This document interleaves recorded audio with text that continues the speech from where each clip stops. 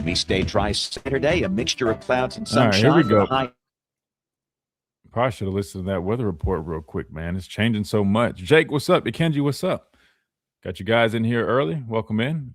Intro's about to play, and we'll be rolling. Here we go. Miller's Edge with four-time SEC champion. Hey, on the mic. ¿Cómo and estás? two-time national champion Christian Miller. We gotta bring the Spanish back. You see the hat, guys? Dale Tide. It basically means like let's go Tide, right? It's my spin on Roll Tide, by the way. I'll get into it in a minute. And 12:30 a.m. WTBC.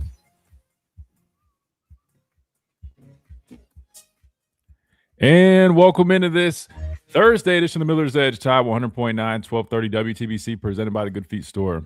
America's Arch Support Experts. Hope you guys are doing great this morning. I'll say we've got some good weather. Chase, I don't know if you've been outside much. I know you get up there real early, so it might have been a little bit different this morning, probably a little bit more cold. But you guys know I talk about all the time, always with my dogs in the morning, walking, park, all that good stuff. Great weather, by the way. Not sure the temps, but it feels good. At least it's sunny outside. I got a slim kind of Lululemon little pullover type deal on. So, man, I'm feeling good and short. So, really good weather. That being said, hope you guys are doing great. Hope you guys are ready for a very, very interesting, at least start to the show because, I mean, there's a lot of news we've got to cover. And I'm sure you guys have probably heard a lot about it. So we'll dive into that. But before we do that, let me remind you about our good friends over at the Good Feet Store, America's Arch Sport Experts. Again, make sure you guys check them out if you haven't already. Try before you buy, nothing to lose. Head on over to their store right there in Midtown Village. Let them take care of you like they take care of me and all the other folks around the world that have finally gone over there and got these arch supports. Again, premium arch supports designed to eliminate and alleviate all types of pain in 4 short weeks. So go check them out. Go try them out. Again, it's completely free. They'll give you the whole deal. They had the foot massagers back when I used to go in there and get mine back in the day. So hopefully they still have that going so you can sit back and relax while they show you your impressions and let you try them, all that good stuff. But again, that is the Good Feet Store. You can't find them anywhere else. Go to their website, goodfeet.com. You can schedule an appointment, find the nearest location to you while you're at it. Again, that is the Good Feet Store. Improving the quality of people's lives 2 feet at a time, just like we try to do for you guys 2 hours at a time right here on the Miller's Edge. Real quick, want to say, if you guys missed yesterday's episode, man, make sure you guys go back and watch that. And you can do that on our YouTube channel. All the episodes saved right here. Or you can always, wherever you get your podcasts, right? Apple Podcasts, Spotify, you can always go back and listen there as well. And on Tide 100.9, there is an archive with all past episodes. I say that because, man, it was a fun one on the show. We had Nakai Hill-Green, Alabama linebacker, join us. Got to give him some flowers, man. Again, you guys know me. We watch a lot of tape on this show. We always break it down. I do it by myself, but I love doing it with you guys as well. And I've been bragging about him for a minute now. I think he's very, I wouldn't say like underappreciated necessarily, like in a bad way, right? But you get what I'm saying. Like, I feel like he doesn't get the flowers he might deserve. But when you turn on the tape, man, I think he's playing just as good, if not better, than any of the backers that we have right now. And I'm telling you, that's why I told him yesterday. It might not show up on the stat sheet, right? But football people, we know this, right? Him closing and taking on those guards, those H-backs, blowing it up, as we saw on the clip from Oklahoma for guys like Deontay Lawson and his teammates to make plays. Doesn't show up on the stat sheet, but it shows up for me when I turn on the tape. So I wanted to give him some recognition and all that, and had fun with him joining us on the show. Again, that was my first time really getting to chop it up with him.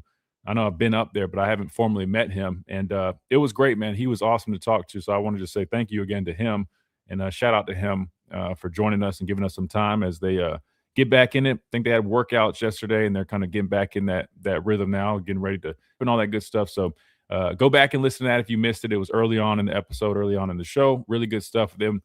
At the top of the hour, we spoke with Gray Robertson, my teammate and partner in crime over on the Crimson Tide Sports Network with the LLH post-game party show that we do for the Crimson Tide Sports Network every game day. So that was fun yesterday. And today, we're pretty much open. We don't have – Slade's not feeling well. Slade was going to jump on here, but he's not feeling too great right now. So we're pretty much open. So if you guys want to join in on the conversation, I know we've been loaded with guests and doing a lot of talking ourselves.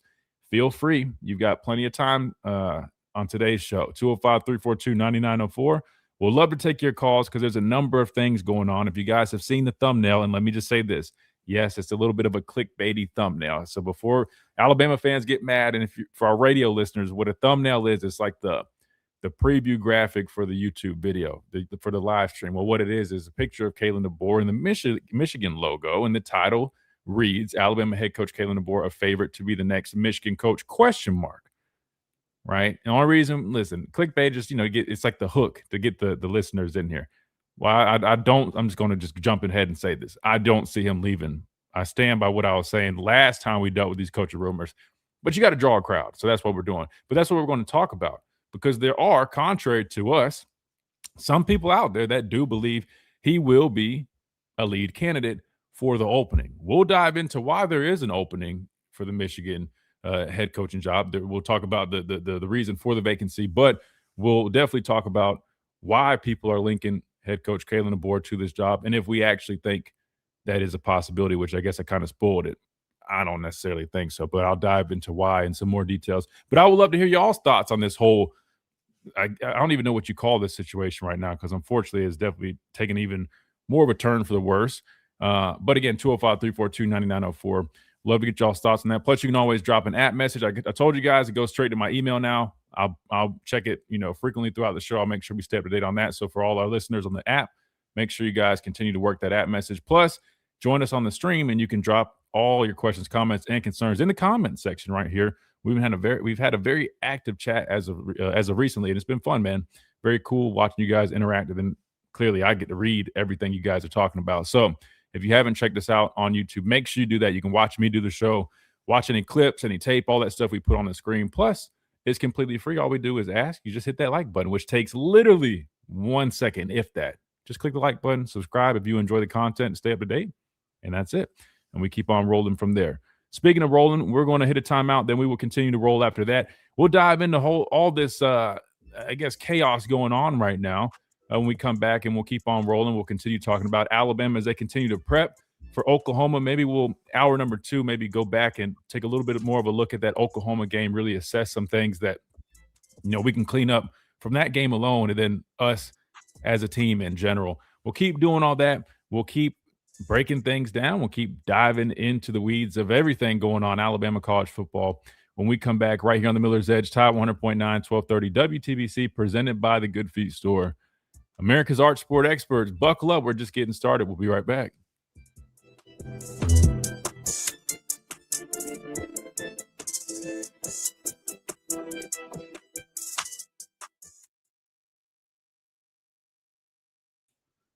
What's up, guys? We got a good little crew in here. Quick, man. I feel like the family's growing over here on our YouTube channel, man. Appreciate everybody coming and hanging out with us and checking us out, man. Welcome in. We got Jake. We got Yakenji. We've got Mike. We got Mike speaking Spanish, which is great. Speaking of Spanish, if you guys haven't, man, the hat, it reads Dale Tide, which basically is Dale. There's a number of translations. In this context, it's basically saying, like, let's go, right? Or like, you know what I mean? Like, it's like a form of saying, like, yeah, let's go. So basically, Dale Tide means, like, let's go Tide. And I made the hat because I was like, man, like, I kind of want to merge, like, obviously love Bama and all that good stuff. Clearly, you see it all over the walls. But I'm passionate about Spanish and my Spanish learning journey, which is now going on 2 years. So I merged the two. And to directly translate Roll Tide, it wouldn't really make sense, and it's too long. So Dale Tide is just kind of like, let's go Tide, right? And it kind of flows better. You technically could say, like, vamos Tide, but that didn't flow well to me. So Dale Tide. So anyway, that's what the hat reads, if you're wondering what that is. But yeah, there's that. Who else we got in here? We got Dom. What's up, man? The like supervisor. That's Dom's role. I got to figure out the whole moderator stuff. We got to start coming up with mods. I need to let you guys take care of all that stuff. I know you guys always ask how you can help, man. Y'all are so genuine and very generous, right? So thank you guys so much. You guys are always just trying to, like, help me out, man. I appreciate it. Whether it's sending me clips, getting videos for me, like reminding about the likes. So I appreciate you guys, for that, all y'all's extra efforts. Like Dom, I know Phil. I mean, really a bunch of people, but a lot of you guys always are constantly in the chat helping do a lot of that stuff. So I appreciate you guys, man.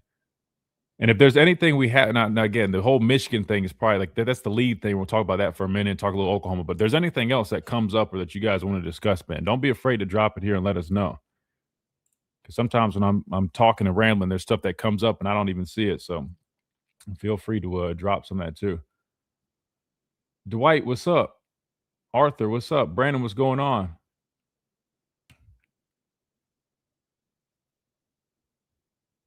Let's see. We got QD. I'm gonna save that QD for when we start talking about that.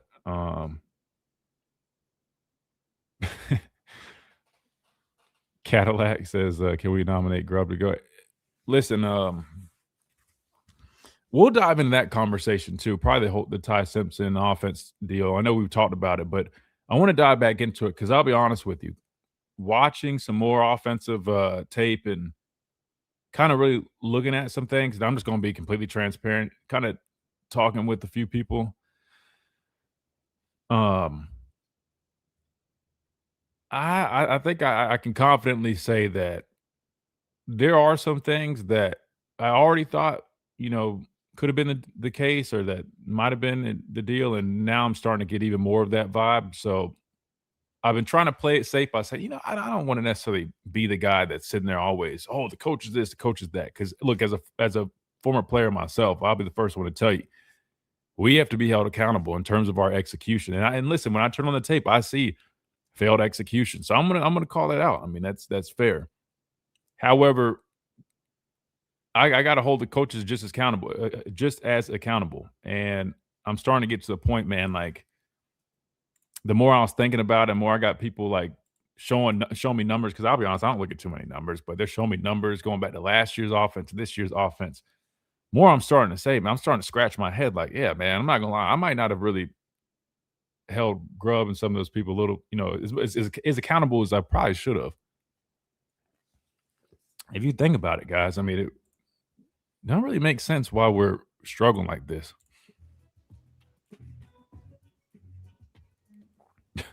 Yeah, Carson, those aren't true, man.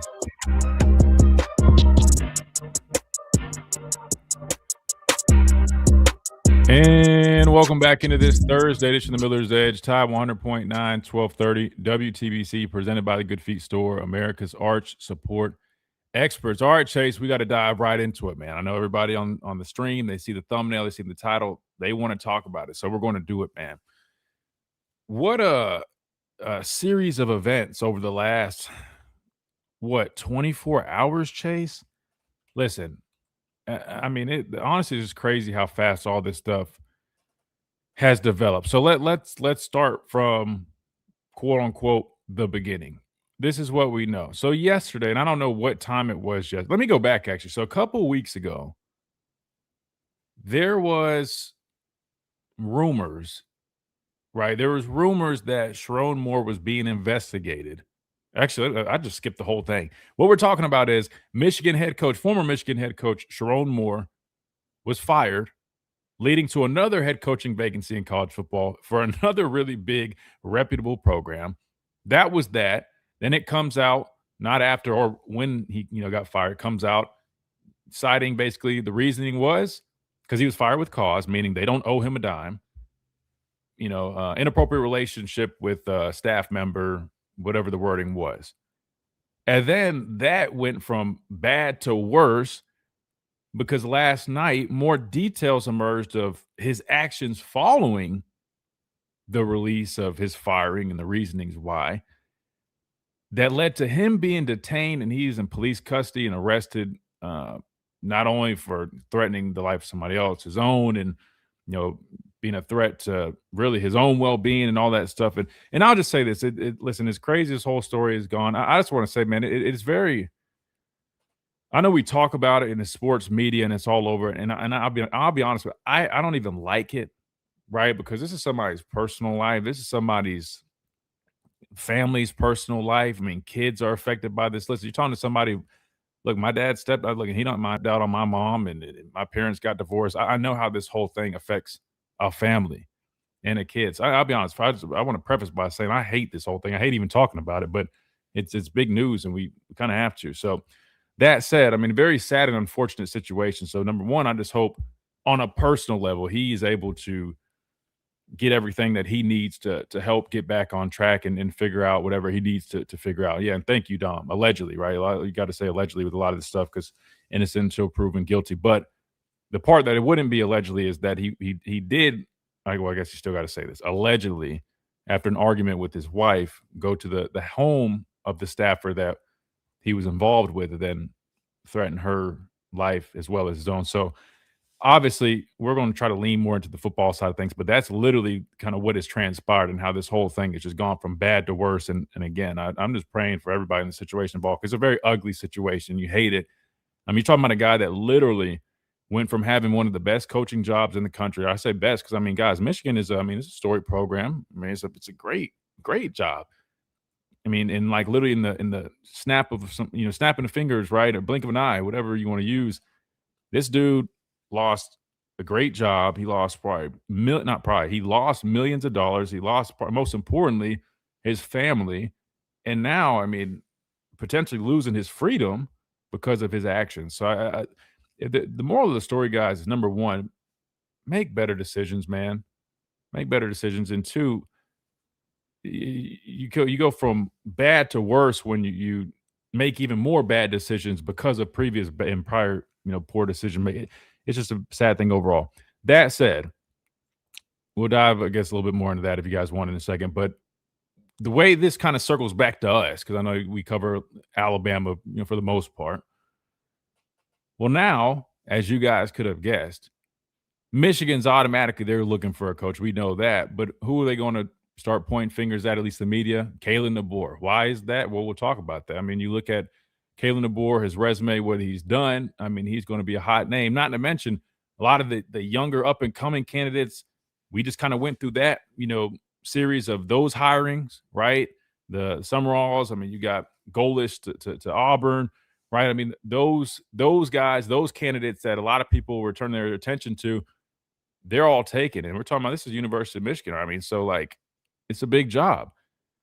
So who's out there? I mean, you got a guy like Kalen Deboer, who's a big fish, who, again, I don't see that being the case, right? I don't see that being the case. I mean, you got a guy like Marcus Freeman they can make. Like, these are some big names. I just don't know if those end up happening. We see what happens most of the time. These guys end up getting locked up for, extensions and whatnot.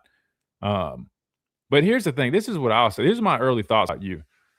And I'm just going to go back to what I said last week when we were dealing with these rumors about Coach DeBoer potentially being linked to the Penn State job, which I immediately shut that down. And thankfully he came out and shut it down to put all that stuff to rest. But to me, I'm sticking with that, Chase, even with this scenario, right? To me, it's no different. You're talking about a guy, and Chris Lowe even said that he echoed the same thing. Talking about a guy that left a program that he just took to a national championship, right? Probably had great relationships out there. I mean, like, he was building it up. I mean, you're talking about the University of Washington, right?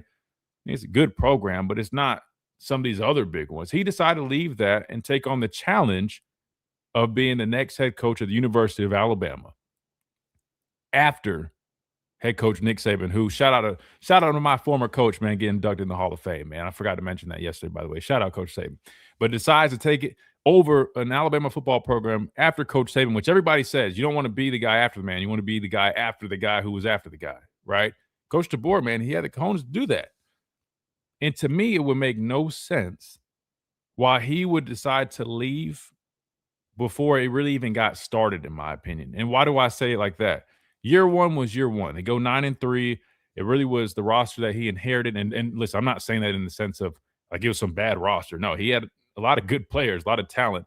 It was not enough time for it to marinate and for him to get his system in here and to really, have a true shot at accomplishing what he set out to accomplish when he took this job.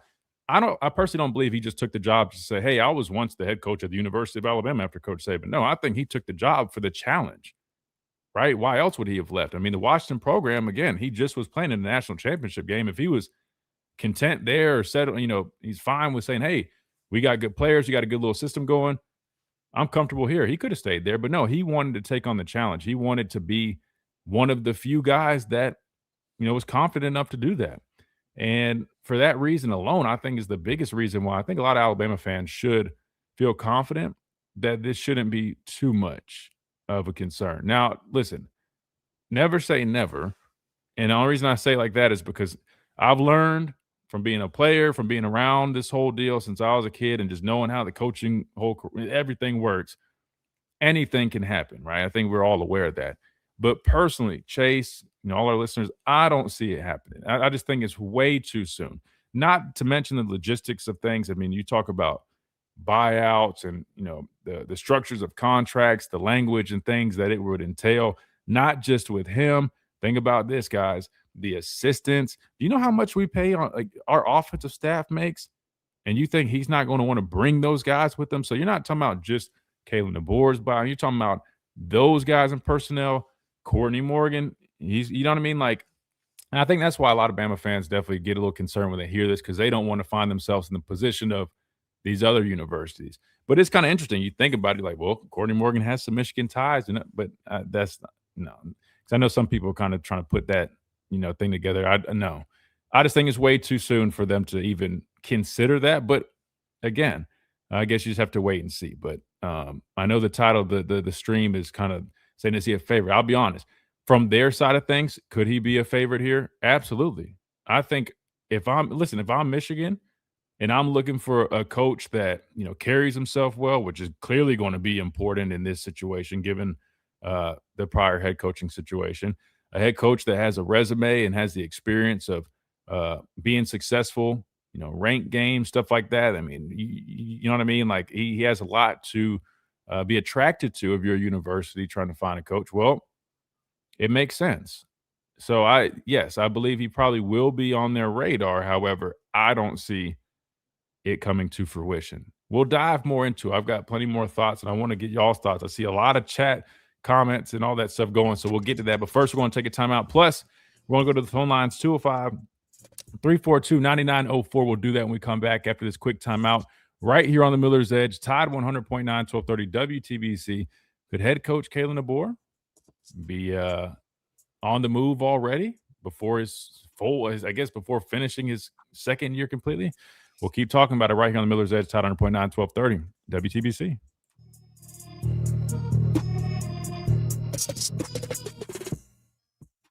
This is local Allstate agents. All right, let's see what we got here. Dom with the $4.99 super chat. Smash that like button. Super chats help the channel. Thanks. Roll Tide. Absolutely, man.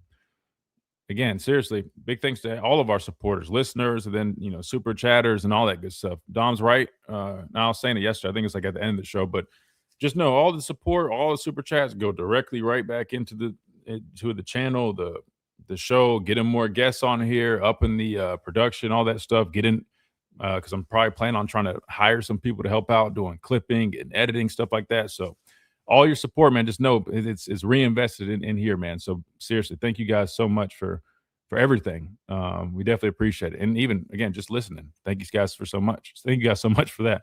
You always still can help out just by liking, subscribing, even sharing the videos and all that good stuff, man. So thank you guys. And thank you, Dom. CFB Talk again. I think Dom said he's still working on some stuff. I don't think he's necessarily putting content out, but when he does, make sure you guys check him out for that, because I think he maybe has some aspirations of doing that at some point. So make sure you guys check out Dom CFB Talk as well, man. Good friend of ours here on the show. So let me check for some of these Michigan comments. I know we'll talk a little bit about the grub and the offensive thing in a minute, because I know that's really so I'll circle back to those. Just remind me, guys, that we do have some comments related to that when we do circle back. Michigan will pay Nick Saban $18 million a year. He'll be their next coach. Nah, Wayne. Coach Saban, listen, I don't know if you guys heard, Coach Saban's mentioning a reference in like AI while he's on ESPN. I could be making this up, but I'm pretty sure his daughter posted him doing the 6'7" meme, which I don't know if he even knew what he was doing or if he was doing something else and it was a coincidence. That dude is enjoying himself way too much in retirement. He's not coaching. I'm just telling you, he's not coaching. Nor should he. I mean, that dude is on boats, growing his beard out, looking like an actor. I mean, he's cutting up on ESPN. He's cracking.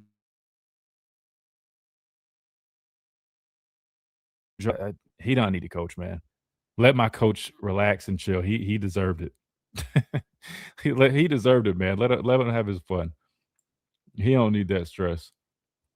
I want Kalen Deboer to stay at Bama. Kirby's figured out his offense. Wait, are you saying you're a Georgia fan, Wayne? I'm confused, man. Kimberly, what's up? Was crazy if Moore beats Ohio State, I would bet they wouldn't fire him. You know what? And T, I was having this conversation with somebody. It's like, now again, his actions should not be doing it, inexcusable. Don't get me wrong. But part of me did kind of feel like, but again, what transpired after that, right? I mean, that happened after like the whole reason why he was in custody. But for his actions with the staffer, I almost wonder if they kind of like, I feel like we're in a season of people are kind of like, man, we kind of, if we're not fully confident with the person we have, man, we want to go another direction. Like Brian Kelly type deal. You know what I mean? Like Brian Kelly went terrible at LSU, but they wanted to go in another direction enough to pay him that crazy buyout and pay Lane all that money. Is Miller's at? So it makes you wonder, like, could they have kind of said, hey, man, we've got reason, cause to fire him. Go ahead and get us an out. That way we don't have to worry about a buyout down the road. Could have.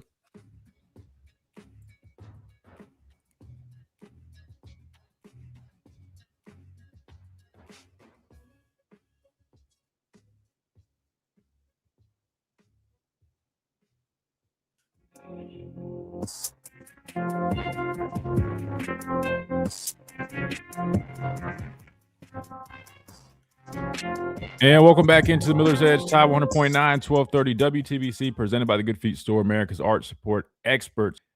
Yeah, and this came up in the comment section, guys, during the break, and I was talking about this with some people yesterday, and I'm curious what y'all's thoughts were. It's like they decide to fire him now, and this came up because someone mentioned, like, hey, if he would have beat Ohio State, maybe it was different. It almost makes you wonder because they were investigating it for quite some time. It's almost like they probably did have and knew about it. Could it have been a deal or a situation where they said, you know, we know there's probably something like this going on, right? This could be our opportunity to move on from him because when you fire a coach with cause, they don't owe the crazy buyouts that they would if they fire somebody. And you see the likes of LSU, right, with Brian Kelly, they weren't playing up to their potential, but they also weren't terrible. And that was, I mean, a hefty price they had to pay just to fire the man, then go and hire Lane Kiffin. So you see the lengths that these schools and universities are going to if they even feel, hey, it's not quite good enough. I mean, Michigan this year, I mean, they're terrible by any means, right? I know they lost to Ohio State, and I think they started the year okay, but again, it's not like, I mean, listen, I don't think it was bad enough. I think, yeah, they finished 9-3, right? So I don't think it was necessarily bad enough to just want. That's why part of me is almost like maybe they just were like, all right, man, this is plenty of reason because their losses were Ohio State, who's the number one team at the time. They lost to a USC team who I believe is now ranked in the final rankings, and then they lost to Oklahoma, another ranked team who's a top 10 team. Listen, part of me feels like, and I hate to be that guy to say, oh, well, I'm not saying that was the only thing because again.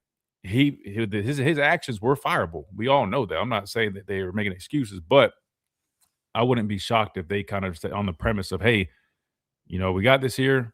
It gives us a chance to go ahead and move on from it. I just personally don't think they felt like he was the true answer long term, personally. I mean, remember, you know, he got bumped up after the whole Harbaugh thing, probably helped kind of, you know, as a nucleus, keep the team together and whatnot.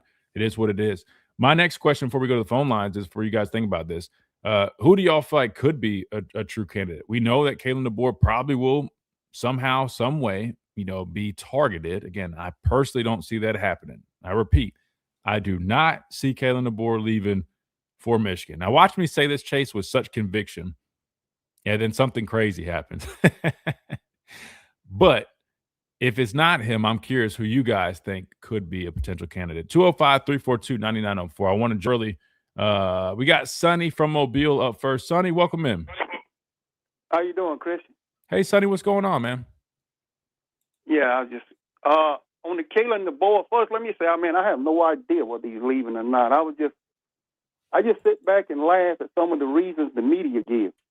Mm-hmm. They said, well, he's under pressure at Alabama to make the playoffs and win a national championship. It'd be just like that at Michigan.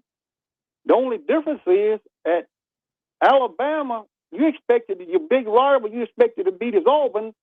At Michigan, you expected to beat Ohio State. Yeah. You tell me which is easier as a coach, beating Auburn or beating Ohio State? True. Well, I'll say this. The only difference I would say is, and listen, Caleb Downs even confirmed this. To be fair, the schedule of the Big Ten, I mean, you got 3 maybe games that you really got to, you know, put your socks and shoes on the right way and really suit up for.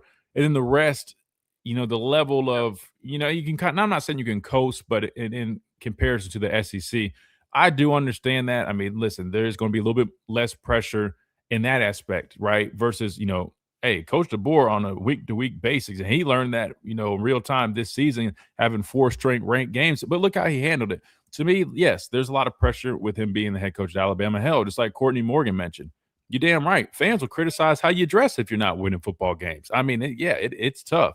But I just don't see that being enough to make him leave all of a sudden. Like, he's already in it now. You know what I mean?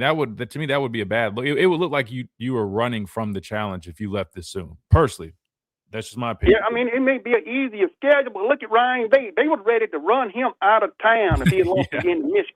So you can go 2-11-1 at Michigan, but if you lose that Ohio State game 2 or 3 years in a row, they're going to run you out of town. True.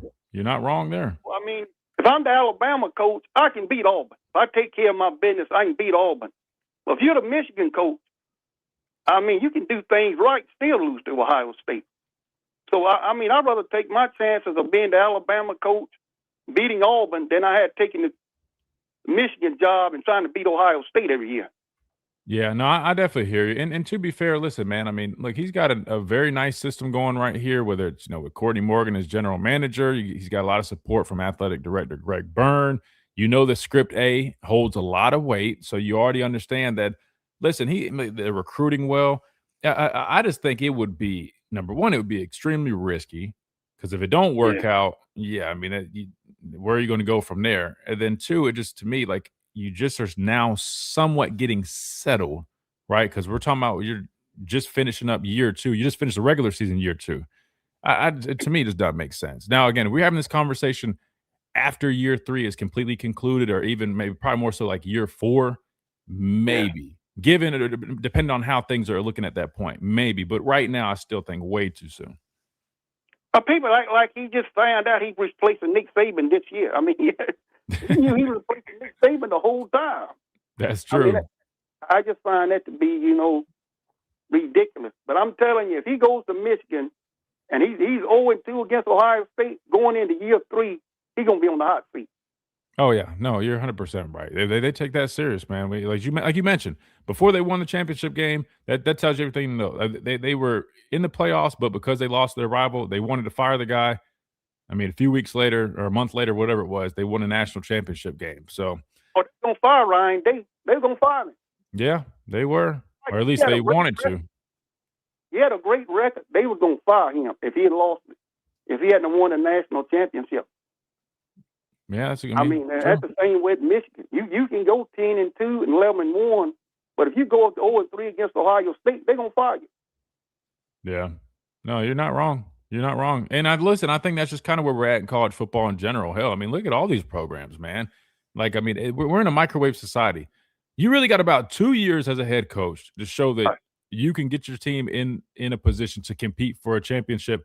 If not, the times of 3-4 years, it's been cut down to about 2 years. If you don't show within those 2 years, we're seeing the length that these schools are going. I mean, we're talking 50, 60, $70 million decisions to fire a guy just because it's like, not quite where we needed at. I just don't know who they're going to start turning to. I mean, I don't think half these other guys that they're hiring are the solution either. Personally, I think they're good coaches, but I don't think there's a huge difference. I'm kind of with Sarkisian on this. Like, who are you supposed to turn to? I mean, you're taking a risk on these younger guys. Sarkisian needs to be fired. I mean, you go into year. What I'm saying is, you going into year 6 at Texas with arguably the highest payroll in the country, and not only do you not won a national championship, you ain't even played on the hot seat. I hear. Oh, go ahead. I'm sorry. No, what I'm saying is every circumstance is different. I mean, so I'm just not a big fan of Steve Sarkisian. I think he's overrated as a coach. But yeah, every time this team plays against a good defense, they get shut down. But anyway, the same way with Lane Kiffin, he got 2 years at LSU to get things going. If he's not, they're gonna fire him. Yeah, so there's pressure everywhere to win now, not just at that place like Alabama. Yeah, no, you're 100% right. And I was going to say, I mean, with Sarkisian, here's my thing. I will say I agree. I think they they underperformed this year. I know they had a lot of expectations, and I'm with Coach Saban. It's not fair to put all these expectations. Hell, half the time these coaches don't even know what they have until they step on the football field.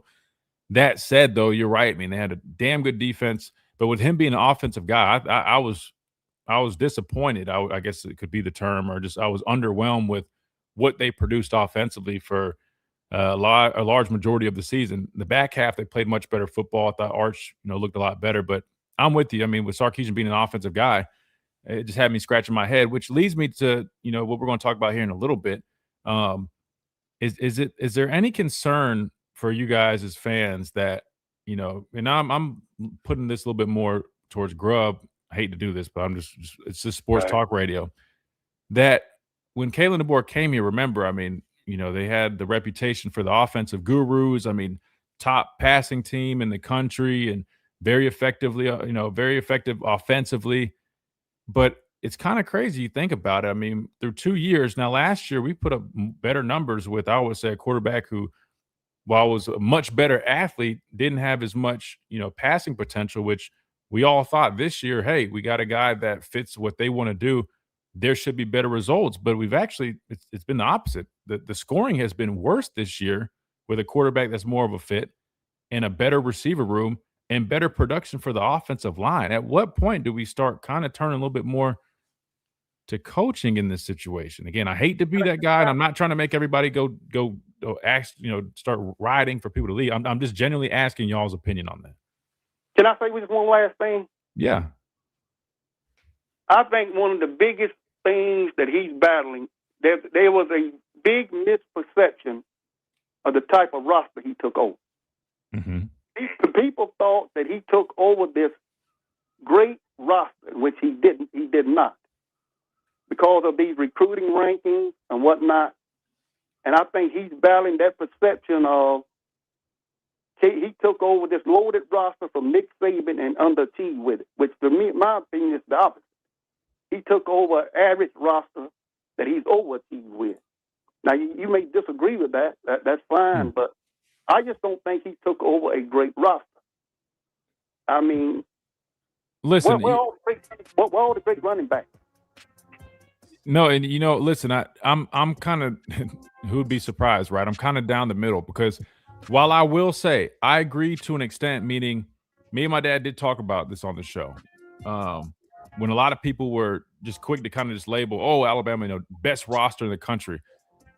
We were a little hesitant on putting that label on it, just knowing that, hey, offensive line play hadn't been, great. We've been literally searching for better tackle play for years now. Running game hadn't really been there. Hell, remember just last year we were trying to figure out, after Isaiah Bond left, I mean, like, receiver room, right? We're about to have to rely on a 17-year-old true freshman more than likely to be the guy. So I'm not disagreeing with you, but again, to an extent, because I will say he could have inherited a much worse roster too. So he did have a lot of talent, but it might not have been at the level of what some people are putting the label on them as. But yeah, I'm with you. It is interesting to see, like, maybe over the next year or two how things could change a little bit.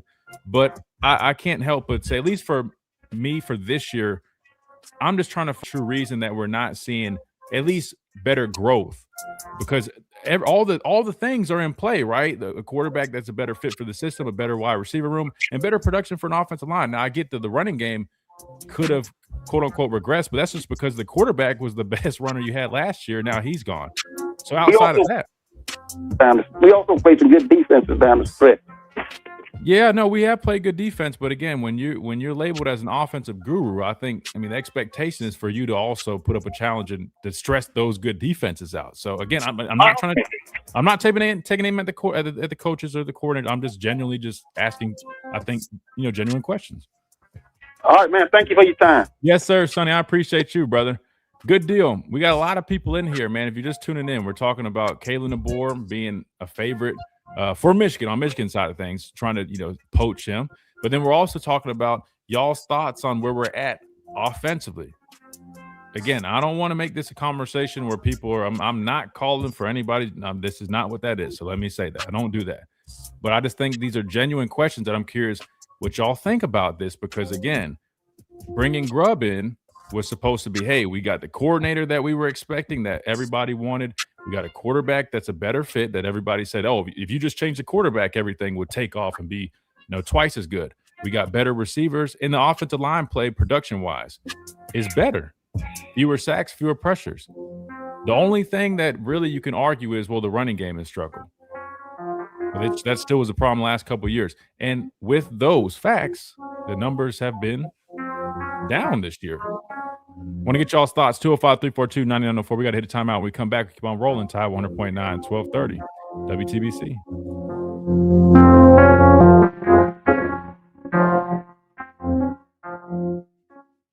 Ring in the new year with. Yes, sir. We're rolling, guys. Hey, listen, man. People are they're getting on the train, man. You guys might want to jump on the Miller's Edge train, man, before we really start taking off for real. Nah, I'm kidding. Well, I'm not kidding, but I'm not saying y'all got to jump. You get what I'm saying. I'm just playing around. But no, seriously, we got a bunch of people in here, man. If you guys are new, welcome in again. We do this every day. Just got to give a quick little introduction. You always get new people, so it's part of radio. So bear with me, guys. I'm Christian Miller, former Alabama linebacker. Played the Panthers a few years now. I do broadcasting, radio, all that good stuff. But yeah, we stream every day, 11 to 1, as we do our radio show. Because again, this is a radio show, by the way. This is a radio show that we're streaming. So welcome in. If you guys haven't already, man, all we do is ask you hit that like button, subscribe if you enjoy it, and just know, we're bringing guests at you. We have players, coaches, other broadcasters, all that come hang out on the show. And yeah, man, welcome in. That said, seriously, man, let me know y'all's thoughts on this. And I know I keep repeating it, but I just have to, because I don't listen. You guys know I'm up there at the complex. I don't want them going like, "Hey, man, damn, why are you throwing the coach on the bus?" No, they wouldn't do that. And again, this is radio, but it's a genuine question. Because I can't help but think, like, just imagine, like, if Coach Saban, I know I always use him as an example, but hey, that's my coach, man. Say he was younger and he took another job and he's known as a defensive guru, but then he gets to his next stop, and we're not seeing those things happen, right? And initially you can say, oh, maybe personnel, or he didn't have Kirby the first year, but then say Kirby shows up year 2, but then the numbers go down. I think it's a very fair question to say, at some point, I think the coaches probably can be doing a little bit more. Again, I'm not calling for anybody's job. I don't believe in that. I just like a whole player's accountable. I just think the more I really look into things, I just feel like offensively there could be some help to fix a lot of this stuff. That's the best way I can put it. I mean, I understand the running game hadn't been great, but to be fair, I mean, there's certain things we do well. I mean, pin and pull, some of the perimeter stuff, but we get away from it. Like, let me give you an example. Things that I think the offensive coaches can do to help guys out. I'm going to give them some credit first. Number one, I give them credit. Everybody talks about the offensive line play being better, which I just did, and I acknowledge that. But what people won't tell you is one of the main reasons that we've seen a reduction in the number of pressures and sacks is not just because, okay, these guys on the offensive line are just much better this year. They're a little bit better in certain aspects, but a main contributing factor is that these coaches understand chips, 6-man protection, even 7-man protection. They help those guys out tremendously. You're not going to hear many other people saying that, but if you really know what you're looking for, it's easy to say. If you didn't have help at right tackle in the form of a chip and back, whatever the case may be, I can guarantee you right now, you would see a lot more pressure and sacks. So I do want to give them credit, like things like that. That's a positive. He's in Tuscaloosa. This Tide 100.9.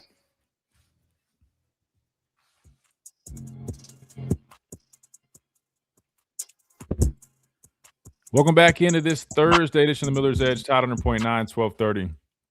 WTBC, presented by the Good Feet Store, America's Art Support Experts, man. We've been rolling this week, man. I mean, great content, great guests, and we got a great conversation going right now. A bunch of people here on the stream. If you guys that haven't checked us out already, check us out at the Miller's Edge. If you're still on radio, keep doing it, man. We love that. And for our listeners here on the stream, just know we also have our radio app, Tide 100.9.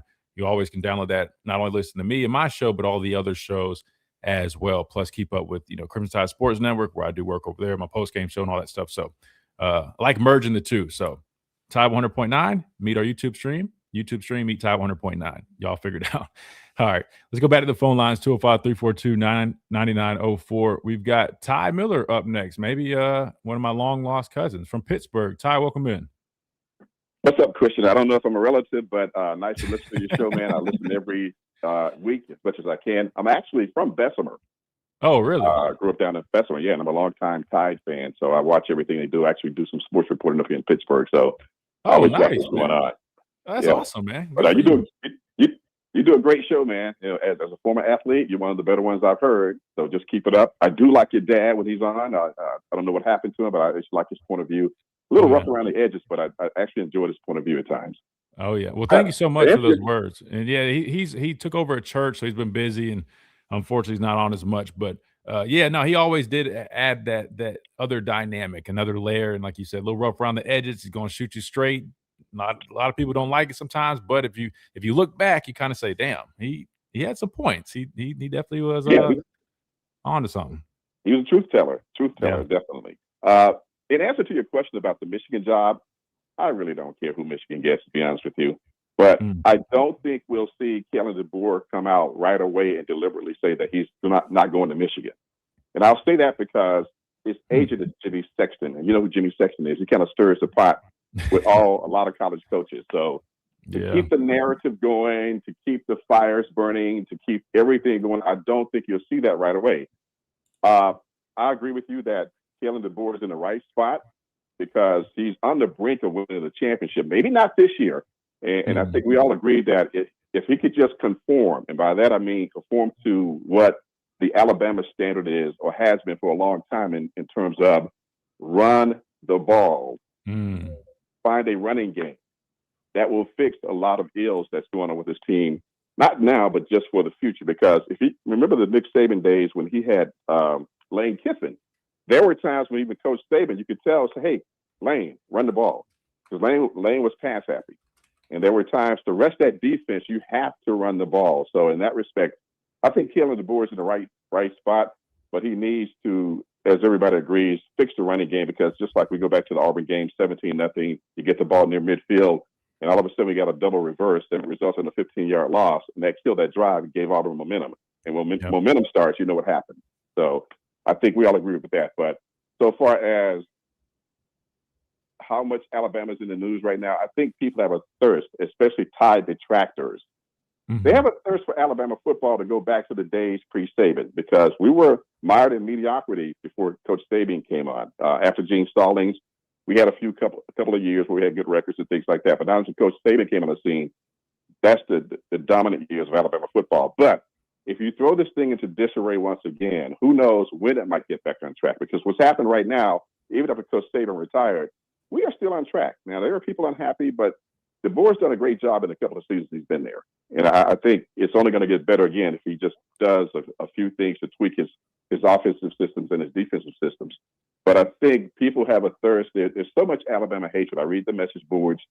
Oftentimes people just anything pro-Alabama they hate, just even with the playoffs. Two wins, 2 losses rather, they were in. The SEC championship game really didn't matter, so they were getting in no matter what. But people still are talking about that as if they were not supposed to be there. And if Kalen Deboer leaves, it would throw things off track for a minute.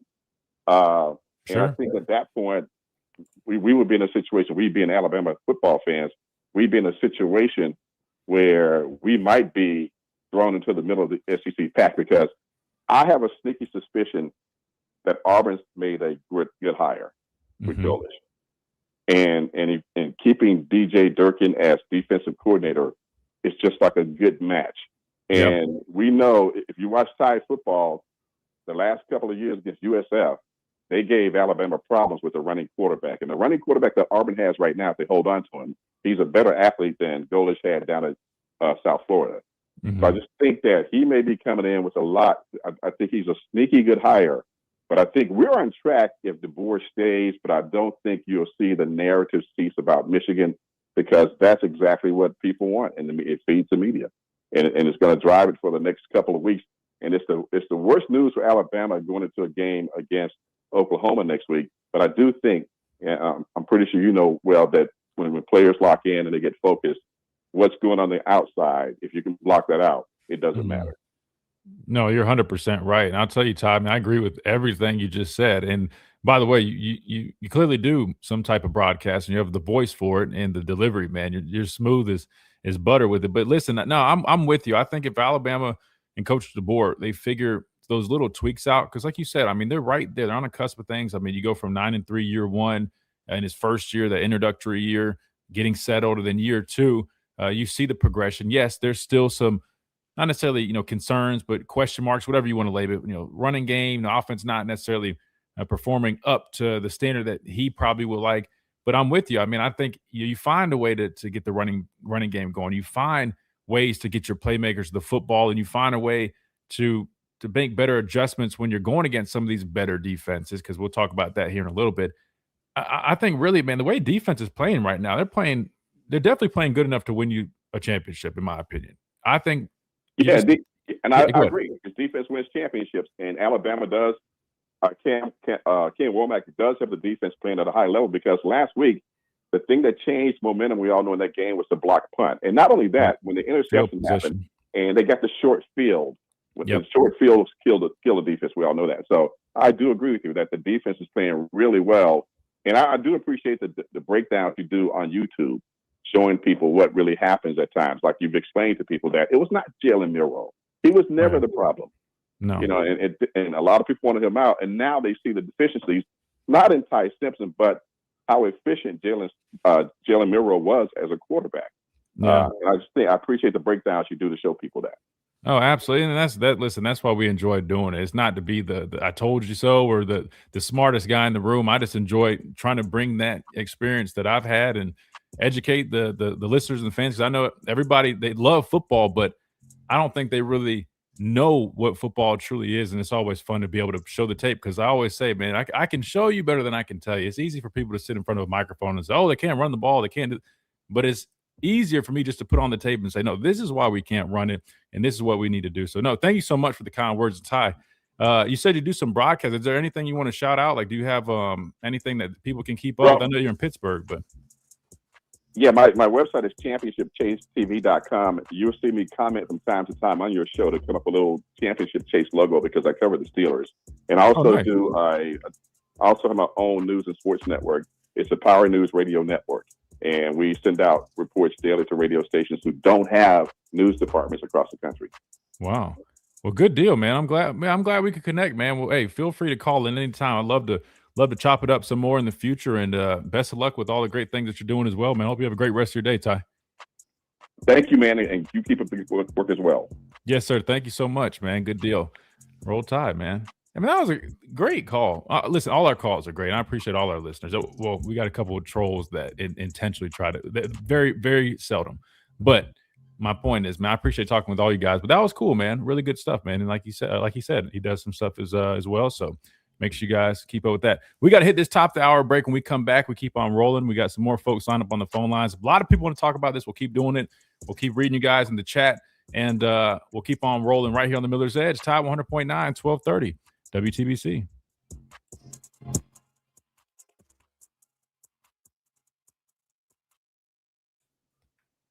I don't know, Christian, you teach us a lot, and there's still some folks that see the sport in black and white. Hey, man, even Jesus couldn't connect to everybody. I shouldn't say like that, but even people were, non-believers of Jesus, and he was the only perfect man to walk this earth. Everybody to listen and listen. At the end of the day, I want people to think for themselves. I don't want to seem like I'm telling people, oh, even though I know what I'm explaining to be true, because I know what coaches think. I know what coaches are telling these guys, but you just got to let people figure it out for themselves. Just like he was saying with that whole thing. Like, I'm not going to sit on here and be like, oh, we try to tell you all about Milroe and all that stuff. No. There's no point. You know what I mean? Like, again, if you knew, you knew. Like, me and my dad sat on here and said this whole thing. He was not the biggest problem. Did he have his flaws? Absolutely. And we talked about those flaws, right? Held the ball too long. Didn't always see the field great, right? Then he started, the second year, started not scrambling when he should have. I mean, I could go down the list. Every player has their flaws. Just like you. I mean, I had a whole hell of a long list, I'm sure, as well. That said, that's why I always said, if you always said it was one player's fault, and again, not to bring this whole thing, I'm just being honest. If anybody ever said, oh, it's all on number 4, I immediately knew you don't really know the depths of football. And that's not to be disrespectful, just me being honest. because I understand that the offensive line has to do their job. You have to have a running game to take pressure off the quarterback. Got to have good playmakers at the receiver. Like, you got to have good play calling that puts you in the right. But like all the things we used to say all the time, and now people are literally just seeing those things come to fruition this year. Why? Because the variable has changed, right? You got the quarterback that fits the system better, like everybody thought. Hell, I even thought it was going to hopefully, improve things. But unfortunately, it hasn't. And one of the main reasons why is because those other factors that we've always talked about still haven't fully been addressed. So listen, we've improved in, protecting. Like I mentioned, a lot of 6-man protections, chip protections. You see tight ends and backs hanging in there, late releasing. Right thing to do. Again, those are positives for the offense. But when you still can't run the football effectively, that's a lot of pressure on the quarterback. And that's not to say Ty doesn't. Ty needs to play better too. I feel like Ty's not seeing the field well right now. I don't think he's confident. I don't think he's trusting what he's seeing. I think he's a little cautious about maybe turnovers, right? And I think he feels like he has to do more than he truly needs to do. But I also understand the fact that he has a lot of stuff that's not helping him out that he should have. That's what it's all about. Just stripping it down and calling it for what it is. And that's why I'm kind of at the point where I'll be honest with you. I mean, I hold the players accountable when we watch the tape, but I'm going to be honest with you. From an offensive perspective, after going back and watching that Georgia tape, I hate to say it like this, but it honestly is almost coaching malpractice that we weren't able to adjust. And listen, they played everything top down and took away everything deep, right? And the fact that we were still stubborn, I know we were somewhat playing from behind, but didn't try to take advantage of some of those things and at least try to consistently get some type of running game going. To me, that's on the coaches. That is something that is on the coaches' part.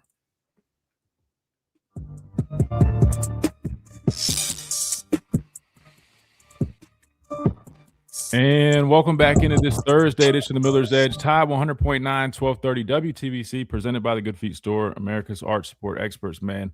Another great day, man. We're rolling here on the show. We've had a great week, right? Multiple guests, throughout the week today. We don't have a guest. Slay one feeling great, but we're rolling. And, man, we've got over 100 people here on the stream hanging out with us on YouTube. A bunch of calls lined up, really good calls, talking about some really good football conversation. And, man, I'm enjoying it, man. So big thanks to all you guys and everybody that supports us, and Chase and Reed and you guys behind the glass making it possible. That said, hour number 2 is officially underway. What do we talk about hour number 1? Michigan rumors, all those dealings, right? Coach Deboer being a name, popping up in that candidacy. We'll see what happens. Again, I've already told you guys, I don't think it does happen at all. But we'll have to monitor it and see. Hopefully he can come out and push the rumor or put the rumors to bed like he did with the Penn State deal. I'm sure he probably will. And I know he's probably sick of having to do that. But in today's day and age with social media and news and all that stuff, man, you kind of have to do that, man, or things will start growing. Just like allegedly, I think there's rumors that Ty has a herniated disc and stuff. I don't know where some of this stuff comes from, man.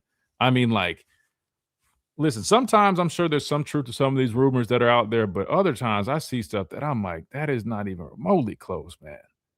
That I don't know where these things go. They just get legs and they just grow fast as hell. But I guess that's why they're rumors. All right, let's do this. Let's keep rolling. We got a good little streak on the phone lines, 205-342-9904. We got Carson up next. Carson, welcome in. Listen, man, what's up with you? Man, not much, man. Just talking football. Fun week here on the show, man. I can't complain, man. Feeling blessed, man. How about you? Good, man. It's been a while since I called in, so I'm glad to be here. Absolutely, man.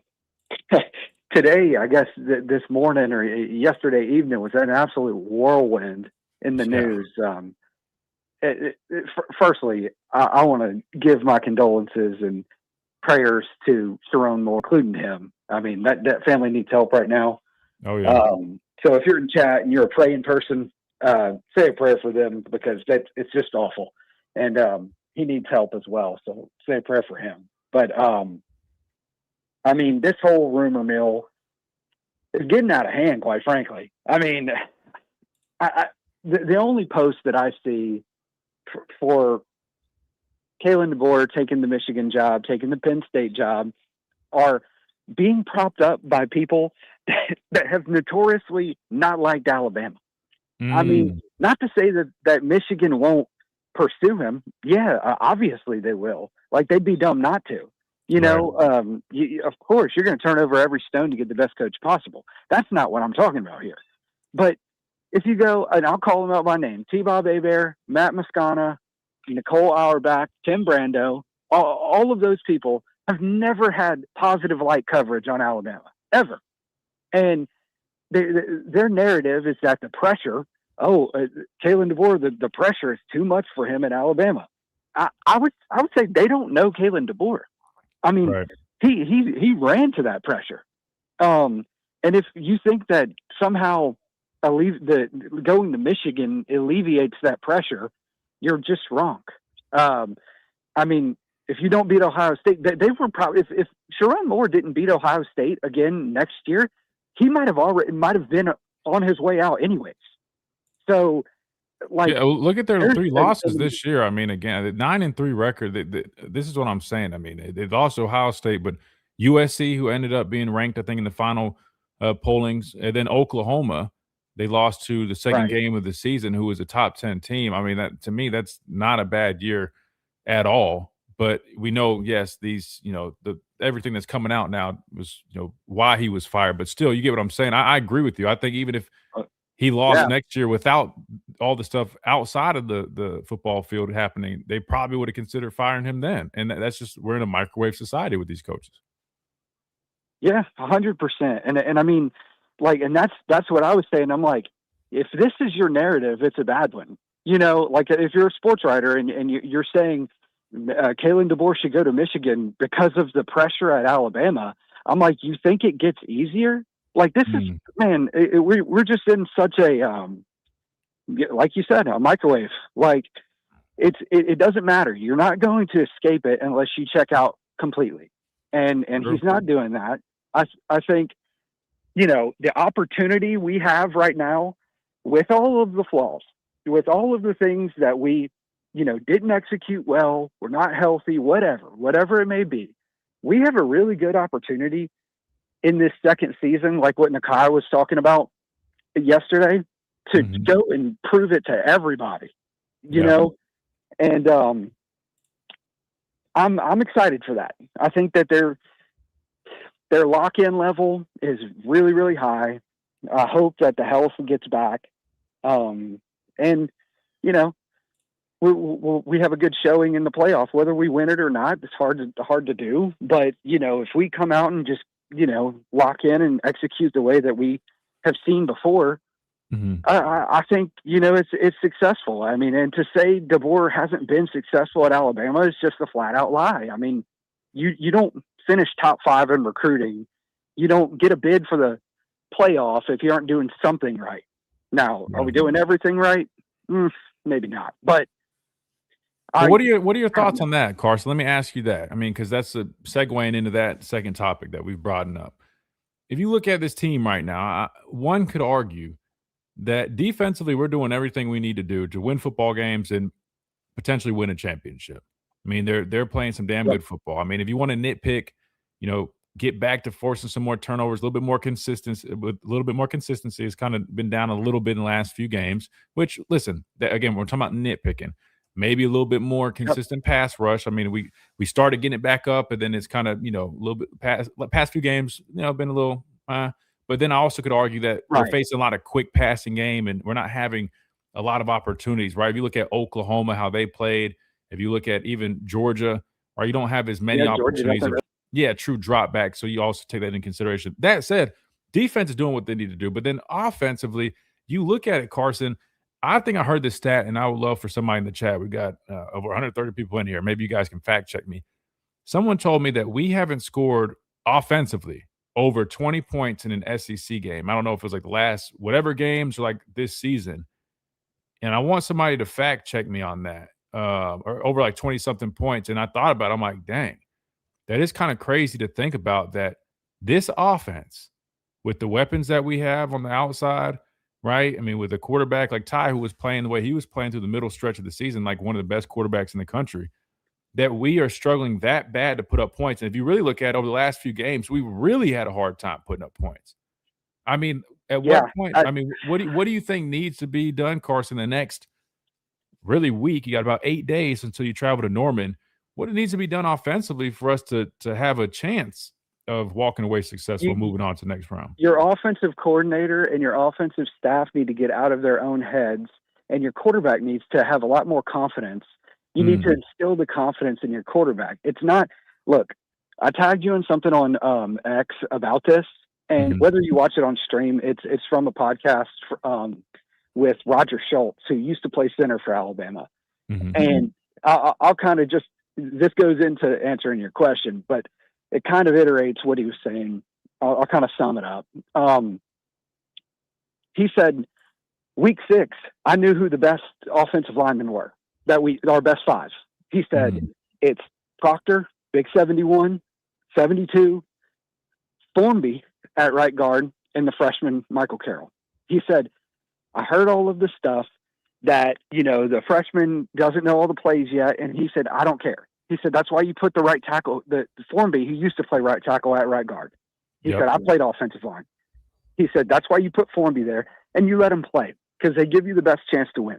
He said, against Georgia, we're talking ourselves out of what we're seeing. And there was one look that Georgia gave, 5-man box. Ty checks to something else. They bring people in. It's an 8-man box now, and he checks to a run. He had single coverage on Jeremy Bernard, man coverage on Jeremy Bernard, and he had man coverage with Ryan Williams. They were in 3-by-1, if I'm not mistaken. And they had they had the safety over the top of Ryan. You had one-on-one coverage with Jeremy Bernard, and you ran the ball against the 8-man box. What is that? Is that lack of execution, or is that play calling? Yeah. And it's not necessarily play calling; it's continuity. It's understanding what you're looking at. It's not getting fooled. I don't think we have a bad offensive line. Now, have we executed properly every single time, even when we had advantage? No, but who does? Right. I think that we can, like, if we ran the ball on the play with the 5-man box, it's 8 yards. Like, we had the hats. Like, like it was simple, but instead we get the 8-man box and and then check to the run and still run it. So we had the right look, checked out of it. and so that's what I mean. I don't think it's like completely, and I've been consistent on this all season. And I come in to your chat and to the phone with optimism a lot of times. I do. It's not completely blind, but I do have hope that giving Kalen Deboer, giving Ryan Grubb opportunity to prep, to get it right, to get healthy in a bye week, in a big time game, one game scenario. I like our chances, man. I do. I like the way they prep. I've seen them in big games lock in. So I'm not completely out the window. I don't think Kalen Deboer should leave Alabama. Like, we've done really good things, and I think it's only going to get better, especially when you get the right personnel in there. That is exactly who you want. And, not to say we don't have that now, but, like, things are going to gel more in the future if we just stick it out. I do think he's a really good coach, but it's just we got to get right. But it's a 1-game season. I like the fight in our team. I like the mental complexion of our team, except in the Georgia game. For some odd reason, we didn't look like we wanted to be there. Could that have been no confidence because we had guys injured and we knew of injuries? I mean, Kalen Deboer said in that presser after the game, he said, Daniel Hill's battling something I'm not even going to talk about, So we're pretty banged up. But that's not an excuse. That's just, when you lose confidence, it could be due to some of those things where it's like the check that we got the punt blocked on, that's LT's spot. If LT was in the game, he makes that check 10 out of 10 times, but he wasn't. And we had to play a backup and who has barely gotten to play. He doesn't make the check. We get the punt blocked. An excuse that's just adds to the level of confidence though, that makes sense. I'm not saying, yeah, no. And I hear you. I agree. I'm like, they're right. There are guys dealing with things like that, but we've always said this as an athlete. We've always said there's a difference between being hurt and being injured. What is being hurt? Being hurt is your ankle's tweaked a little bit. You got an AC joint that hadn't been right. You got things that are, bumps and bruises, aches and pains. Everybody's dealing with that. An injury is, I tore my bicep. I mean, completely ripped it. Yeah, I can't. That's an injury. You know what I mean? So with that said, I think we do have some guys banged up for sure. I hear what you're saying, but at the same time, like, man, I know Georgia's got guys dealing with labrums that they're waiting, postseason to get surgery. I'm not, so everybody kind of has that. But yes, in this game, you're right. We did have a number of our key guys out. To me, I'm looking at this offense, and I'm like, it wasn't just this game. Even before we had some of these major injuries, we've been dealing with this. And I kept trying to say, like, all right, well, but it gets to a point too where I'm watching this Georgia tape, which I have it pulled up right now. We're still looking at it, and I'm like, man, I just can't understand why. Like, they're literally, I know they're baiting you to do certain things, but I'm like, man, at some point you have to get out your own way, like you said. And I think I'm just going to use this word. I think sometimes we're a little stubborn. I think we're a little stubborn offensively, and we're trying to stick to our guns and what we want to do in certain things instead of adjusting and saying, okay, no, this is what we need to do in this situation, right? I'm going to take myself out of it, or what I want to do, and I'm going to do what this team needs to do, or what these players need in this moment. And I hate to throw that out there like that, but it's just, honestly, that is what I'm getting at this point with our offense. I agree. No, I agree. And look, the smoke was in the air about the reason why Ryan Grubb was fired in Seattle. I don't want to, I hate bringing that up. I hate it because I never want to, bash a guy if he's not deserving or if it's unfair. But, we gotta, that doesn't mean that his offensive scheme is terrible. I'm not saying that, that's not what I'm, but having the ability to pivot. No, you can't. Being able to and a lot of guys lose jobs for being stubborn. Yeah. And I haven't liked the direction. It seems like a little bit of just, it's like, we're going to do it this way, and this is the way that we're going to do it, like you were saying. And it's just like, hold on, you got to assess the situation here. Like, you got to have a little bit of being able to MacGyver something, and put something together. And sometimes that means running the ball. Sometimes that means passing the ball. We've not done terrible completely, but there just hasn't been a consistency. And do I think that we can have that? I do. I do believe that they are smart enough and capable enough to put a plan together on a 1-game season type scenario to be able to do those things. And that's what I've been saying all along. I said, don't be surprised. This was weeks ago. Don't be surprised if we come out and do have a good running game. And we did against Oklahoma. We ran the ball pretty well. And not to the level that we want to see it, but it was better than the week past.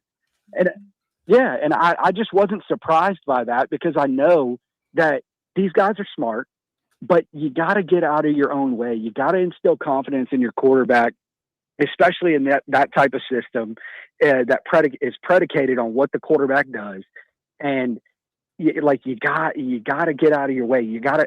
When I say simplify it, I don't mean dumb it down. Right. You don't got to dumb it down. You just need to simplify it, make it to where it's easier, and and the dots connect better. But I really would encourage you to watch that podcast clip I sent you. Whether you do it on stream or not is up to you, but watch it for yourself, because I really liked Roger Schultz's take on it, and he was a bit harsh, but it was some good insight. Yeah, no, I'll definitely check it out. I want to say, ironically, that looks like is that Matt Coulter on there?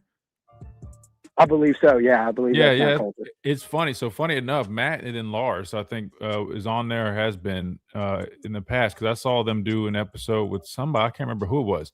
That I was on a show. It was the three of us doing a show. This was our show. Then ended up turning into the Miller's Edge. So that's who those guys are on there. Oh, but wow. I'll have to check that out and see what he was saying. I think I met him as well one time when we were doing a live broadcast somewhere. But yeah, I'll definitely check it out. Carson, I appreciate you, man. Great stuff as always, and good to hear from you, man. You too, man. Have a good rest of your day, buddy. Yes, sir. You too, brother. Good deal. That was our buddy Carson on the phone lines. We got to hit the timeout. We come back. We keep on rolling. We got Tommy and others lined up. Plus, got some tape pulled up. We'll keep talking about, or I guess we'll look at some of the things that we're talking about right here on the Miller's Edge, Tide 100.9, 1230 WTBC.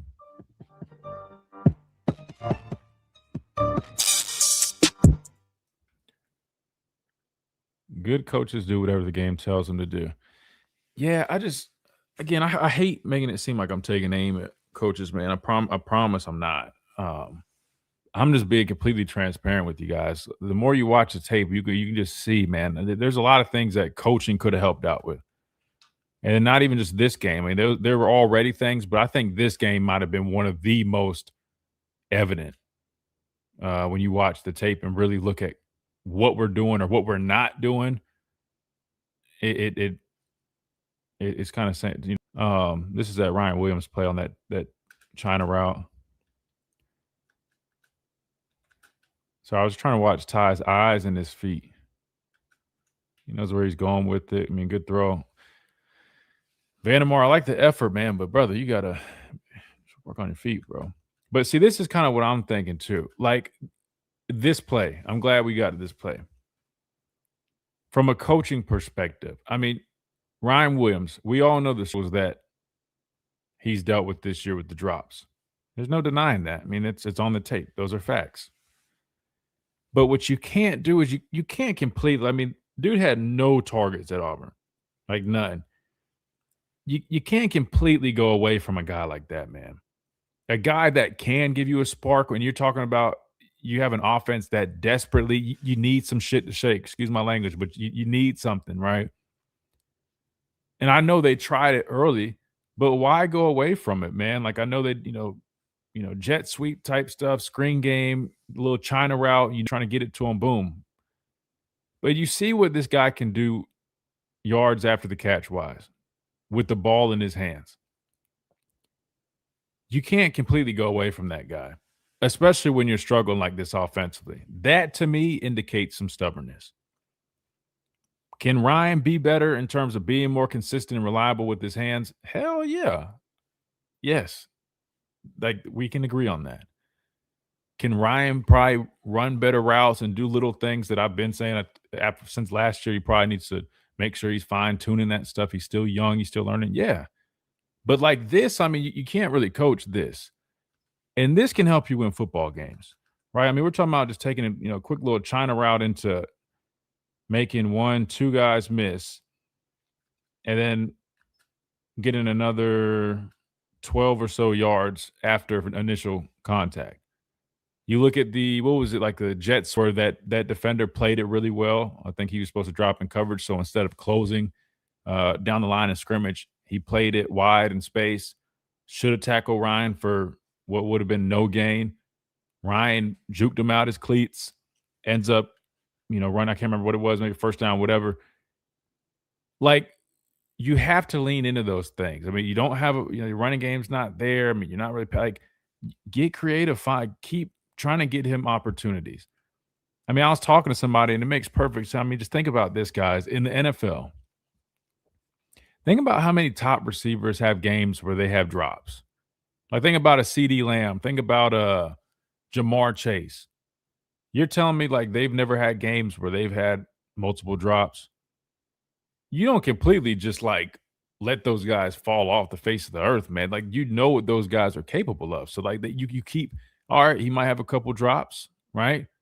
We're going to keep feeding it because he's also going to have a couple big plays that he makes. And at this point, I mean, what's it to you? You're not running the ball effectively. You almost would rather say, hey, man, like, all right, we might have a couple drops here and there, but we're going to keep trying. And we're going to at least try to do things that let him get a rhythm, build his confidence. I definitely could tell you Ryan and Ty need some confidence boosters.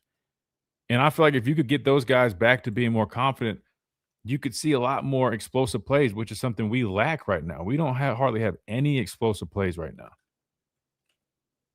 And I mean, like, look, I'm telling you, I mean, it's all these things, but I feel like there's more that these coaches can do on the offensive side to help them out that they're not doing. Let's see what we got here. I mean, this is what, 7-man protection?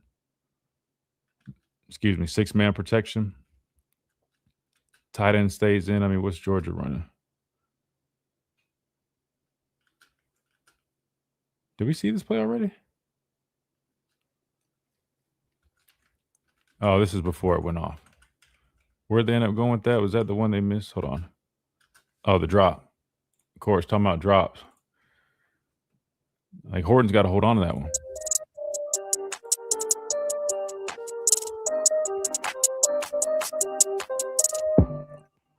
And welcome back into the Miller's Edge Tide 100.9, 1230 WTBC, presented by the Good Feet Store, America's arch support experts. All right, so we've been rolling on the phone lines a bunch. I want to catch up on some of you guys in the comments, and I know our app message inbox as well. Let me check that because I told you guys I'm being better on that. Again, you always can download that Tide 100.9 app and leave those questions, comments, and concerns right there. We got a couple from today. I think just 2 right now. Bear from Maple Park says, why doesn't Coach come out and put an end to the rumor about the Michigan job? Well, I mean, this is all so fresh and recent. I mean, I don't even know if he's had an opportunity to speak to the media in the past 24, 48 hours. So that would probably be why. I mean, I think it's way too early for him to even do something along the lines of like putting out some statement. But yeah, I don't think it's, appropriate for him to really just rush and do something. Like if he's doing a press conference and they ask him, yes, I mean, I think he should just, put a rest to it like he did with the Penn State thing. But I just think it's so soon. He hadn't even had the opportunity, Bear. We got another one from Spanky in Tuscaloosa. He says the defense won several games this year. Absolutely. South Carolina definitely won that one. I mean, I would argue LSU, the way we played, I mean, we came up with, stops and key moments. I mean, that's, a big one there. Trying to go back. I mean, you look at, I know Tennessee went bad offensively, but, the plays by the defense definitely were big as well. And then even going back, I mean, hell, really, Georgia, the first time around, the second half, we didn't score any points. So probably could kind of, give defense a lot of credit on that one as well. I mean, Missouri, they came up with the stop at the end, played well as well. So, yeah, I mean, yeah, defense has definitely done their thing. And that's why I believe defense is where you need them to be at right now. We need the offense to figure something out. So, I mean, this is on the offense at this point, man. They've got to pick up the slack, because especially, listen, people gave defense a little bit of a hard time the first few games. And then each week, and week after week after week, they improved and they grew and got better. And then it almost like the opposite for the offense. So now, I mean, offense is kind of being held to the fire. It's on them. They got to figure something out. If we want to make a run in the playoffs, I don't care how good defense plays, it will not go very far if offense does not figure things out. That is a fact. And I think we all can agree on that. All right, 205-342-9904. Let's take another call real quick. We got Tommy up next. Tommy, welcome in. Hey, Chester, how are you today? I'm good, Tommy. How are you? Can't complain. I do have a major complaint. I'm really getting tired of people bashing players and wanting to know about everything. Give the players and the coaching staff privacy. If somebody's having problems, it's none of my business to know. So let us know. Respect their privacy. This is life. I got to know everything you do. I mean, David, I'm going to get on to y'all. Shut your damn mouth. You talk too much sometimes. This player doing this. This player got this problem. This player blows up with his girlfriend. I don't need to know that. I just need to know we're going to play a football game. Yeah. I'm kind of getting tired of criticizing our players and our coaching staff. Yeah, no, that's why I said, Tommy, with this conversation, I know you're not talking about me, but I'm just saying, like, No, I know, but I'm even saying I understand because I've always been that type of person. I don't like when people just take aim at, the coach is this, they that, and then everybody, from the comfort of their home, right, or that's not seen these guys on. That's why I'm the first one to say, like, when people are like, "Oh, these coaches are dumb, they're not playing this guy," and I'm like, guys, you have to remember, These coaches see these guys every single day. They watch tape on these guys every single day because you go out and you practice and you come back in and you watch the whole practice again. Like some of these coaches know. But at the same time, I will say, Tommy, there are some things when you see evident patterns, like we're kind of acknowledging right now, like offensively, like to be fair, some people actually are on. I mean, what they're saying is no different than what I've even started to say. So, I mean, I think there's some times where it is a little bit more, okay, these people are a little bit on to something with what they're saying. But you're right. There are a lot of cases where there's a lot of people that just – there's like the stuff we're seeing on Twitter right now. Oh, Tim Keenan dropped in coverage. Kane Womack, he doesn't know how to coach football. And then you sit there and you realize people that know football know exactly the concepts that they're running. And it's really a very common thing that a lot of defenses do. So I hear what you're saying, though. I hear what you're saying, Tom. It makes sense. But I'll be honest with you. I think right now, though, with the struggles we're having offensively, I hate to say it like this, but I think people kind of have a little bit of a reason to express some concern. Given, man, listen, we've got the talent, we've got players. I mean, but our coaching staff needs to find ways to clean it up a little bit more. I think that's fair, right? I don't ever say like go call for people's jobs or be personal, but listen, offensively, man, we have not looked great in 4 or 5 games in a row, pretty much. And I think that is a very, fair thing for people to have some type of complaint. Yeah, I mean, I'm concerned about the offense. It seems like we have lost our confidence. Right. In execution. I mean, having a good drive and getting a touchdown, making a catch. These players are feeling it 100% more than we are because they want to do good. They want to win more than we do. I'm just like, the attitude of some of these callers and fans like, no, I need to know. You owe me a right. No, you don't. He got a private life. This is an all sport. And like Saturday night, I'm like, oh my God. We need to a blank check. All right. I'm getting tired of hearing that. All right. And these people who call and say that, they don't come out here and spend money during the game. They haven't been seen the ticket owner. I'm going to get in trouble for what I'm going to say, but I'm getting real sick and tired of this bitch in the moment. Some points in team. This is not class. Coach Stalin and Coach Brian taught us to show class. And this is not class. When we lose, congratulate the other team. Georgia has a good game plan. Yeah. Georgia was winning. Georgia was big. You told me 20 years ago that Alabama was going to beat Georgia 10 out of 11 times. I'm going to take 6 and 5. So 20 moments, man. All right. That's my comment. Thank you for listening. No, you're good, Tom. Hey, man, listen. Like I said, I hear it. I mean, because I don't like when people, are too overly critical or, I feel like they're doing too much. So I understand, but I'm going to be honest with you. And this is coming from somebody like me who normally I definitely lean exactly how you're saying. I understand people having questions. We'll just word like that. I understand people having questions or concerns or even some frustrations, right? Just because, listen, we had Nakai Hill-Green on the show yesterday, and he said it great, man. This team, the offense, defense, everybody, especially everybody has an extra gear. And I think the fans sense that. And the fans say, hey, we've got Kalen Deboer. He's supposed to be, he's known as one of the better offensive coaches in college football. He was responsible for a Washington offense that was, at the top of the statistics when it came to passing offense at 1,000-yard rusher. I know the defense is better in the SEC, which we talked about that before he got here, but still, like, why are we dysfunctional to this extent? So I see both sides of it, but I definitely understand where you're coming from, Tommy. We appreciate you, brother. All right, man. Roll Tide. Take care. Yes, sir. Roll Tide, Tommy. You too, man.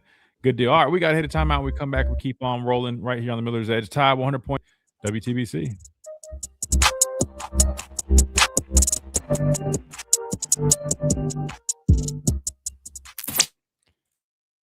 All right.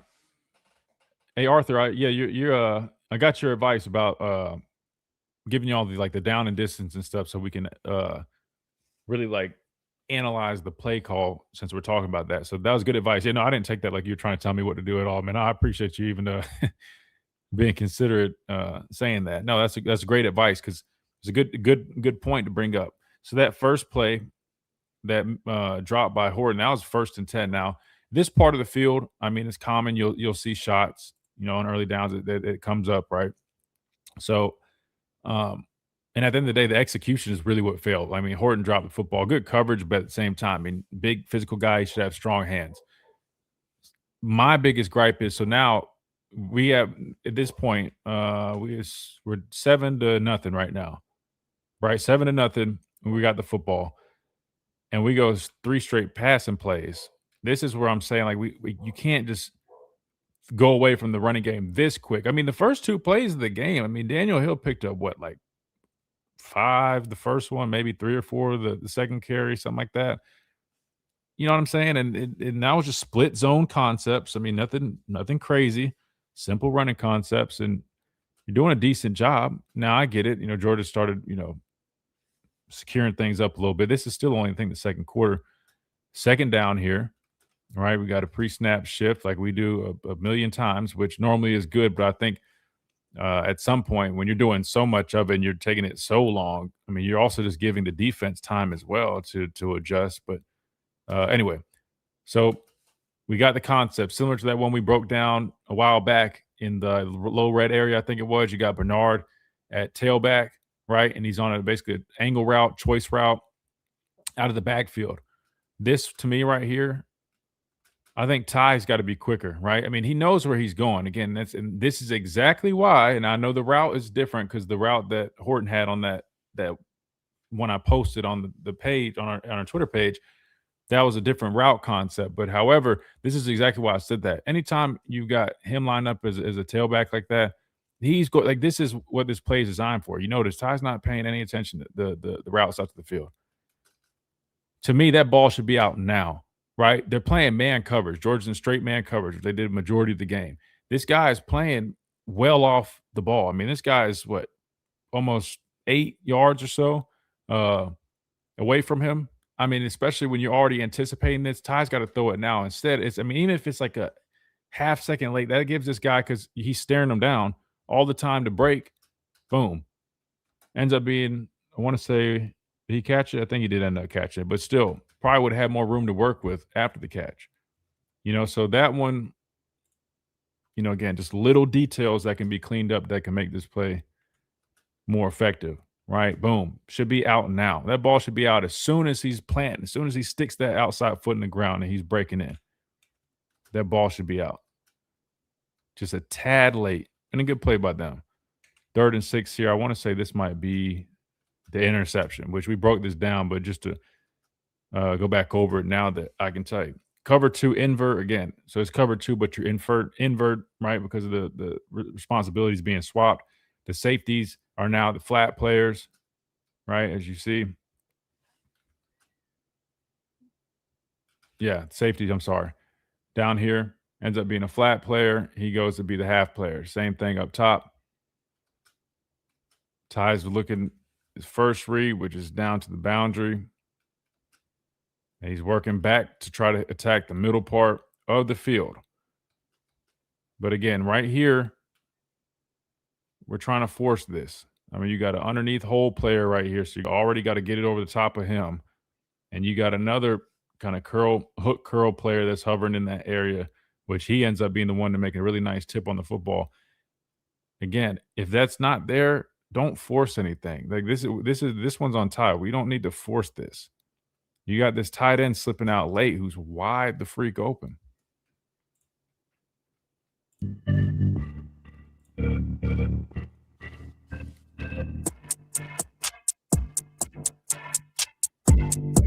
And welcome back into this Thursday edition of the Miller's Edge. Tied 100.9, 1230 WTBC, presented by the Good Feet Store, America's Arch Support Experts. I know we got a ton of comments that we're supposed to get to. I don't even know if I can scroll all the way back up. I want to, though, because I know I said I was going to circle back to them when we started talking a little bit more about the offense. Here are a couple of them. We have one from Smitty. He said, offensive coordinators are some of the most stubborn coaches. Many are more about the scheme than doing what's best.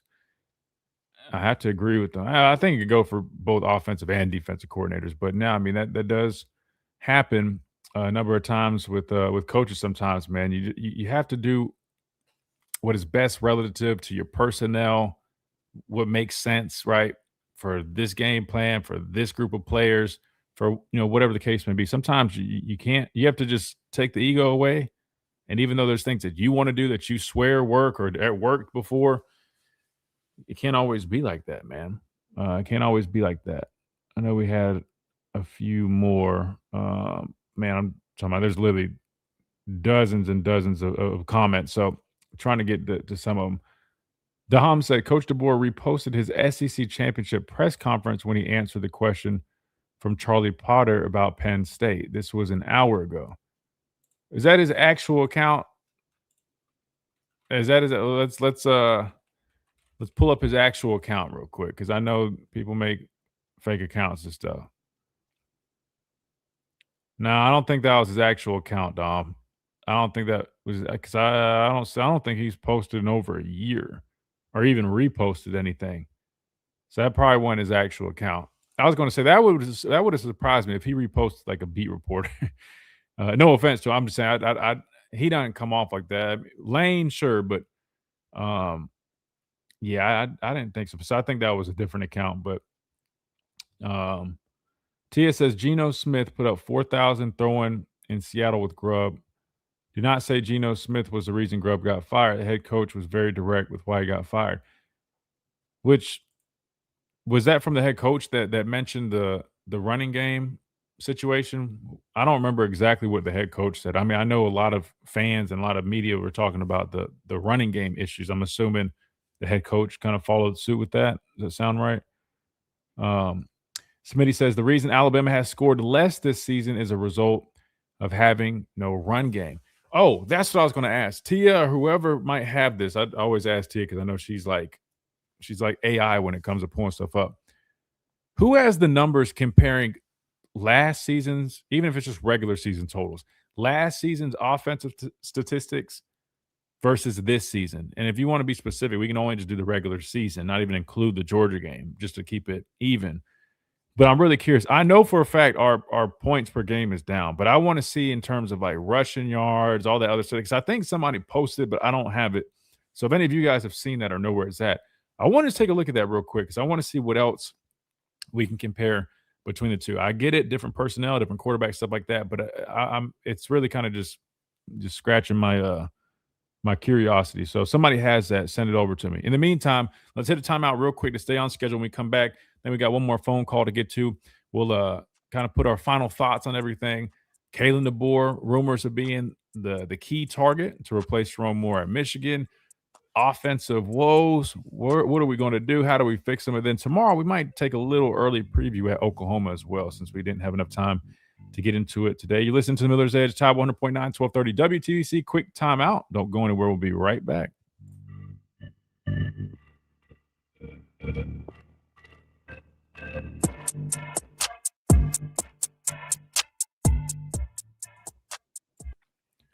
Carlos says, are we going to blame coaching, but what you're showing us looks like execution? Well, listen, Carlos, that's why I said it's a combination of things. And as you guys know, I always blame execution because that's what the tape says. However, Carlos, the difference is what I'm talking about now is when you really break down play calling situationally, kind of like Arthur was saying to point out. I apologize. I wasn't showing you guys all that. I just kind of remember the sequences in my head, but now I'm down distance and situation when I do the tape. That was a really great suggestion. And the more you watch it and you start understanding, all right, the flow of the game, you know, where we're at in the game, like what the circumstances are and what we're doing, and you're wondering why we're doing that. That's not execution. That part is not execution. And that's what I'm referring to. So, yes, you're right. You know, a lot of the tape that I show is all going to be pointing out execution. But now that we're highlighting some of these down and distance things a little bit better, I can show you, right, some of those other reasons why coaching, right? But really, that part, I don't even have to show you tape. I can just tell you. Matter of fact, let me pull the box score real quick. I mean, the fact that we had, what were our rushing numbers? We had box score. Share this with you real quick.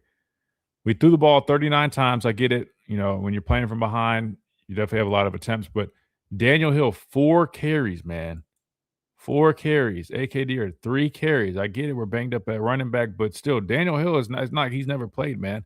4 carries, and you're playing the Georgia Bulldogs in an SEC championship game. Like, just like look at this. As this is rushing. Now, I get it. Ty had negative 28 yards when you take into consideration the sacks. And negative 3. Listen, man. Brother, you can't win football games like that. That's what I'm referring to when I say, like, at some point, coaching has to also be mentioned in the conversation. Right? You can't – that's a complete – that's you being negligent to the running game. I mean, like, you're saying you're not even going to even try. Can't do that. Can't do that as a coach, man. You can't. I mean, even like, look at this. I mean, again, hold on. Down in distance, where we at? Again, it's interception again. Cover 2 invert. Ty tries to force it. We know all that. But at this point in the game, it was only 7-0. And I want to say, what quarter are we in?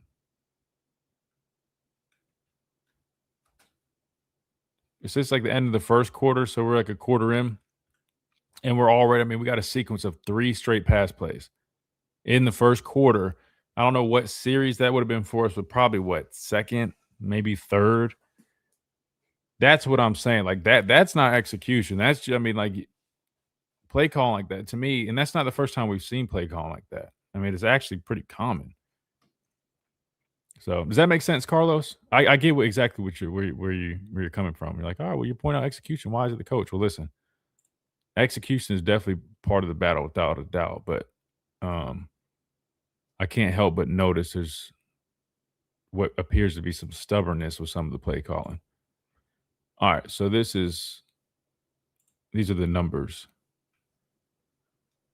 from last year to this year. Now, I don't know if this is regular season or how many. Does it say how many games? So I just want to make sure it's as accurate as possible, but.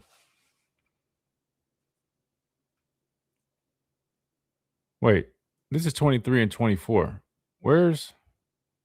Do we have 24 and 25? What's harder, run or pass block? Got to remember, Jam is hurt and offensive line is banged up. Yeah, I understand what you're saying. Well, what's more difficult? I guess it depends on the player, right? I mean, you got some players that are better at, run block and others that are, better, in pass pro. So it depends on that. And trust me, I know that Jam's hurt, bro, but listen, this is the University of Alabama. You're telling me Jam gets hurt. Weren't all the fans saying they didn't want Jam anyways? I know that wasn't the case with them, but I'm saying, like, you can't completely just abort the whole running game just because one guy's banged up. Well, 2, I guess.